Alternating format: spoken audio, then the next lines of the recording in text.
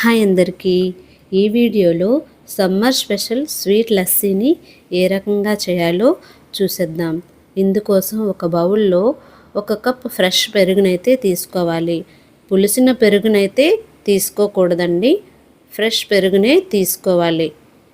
ఇందులో 2 స్పూన్ల sugar add చేసి చిటికెడు సాల్ట్నైతే వేసుకోవాలి.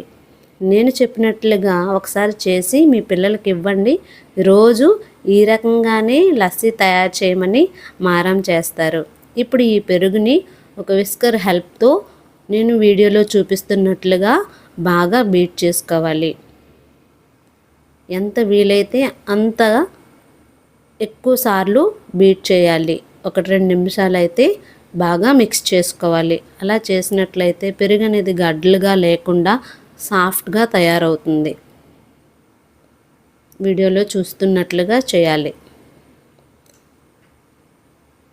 ఇప్పుడు ఒక గ్లాస్ తీసుకొని 4-5 ఐస్ క్యూబ్స్ వేసి రెడీ చేసి పక్కన పెట్టుకున్న పెరుగునైతే గ్లాస్లోకి వేసుకోవాలి.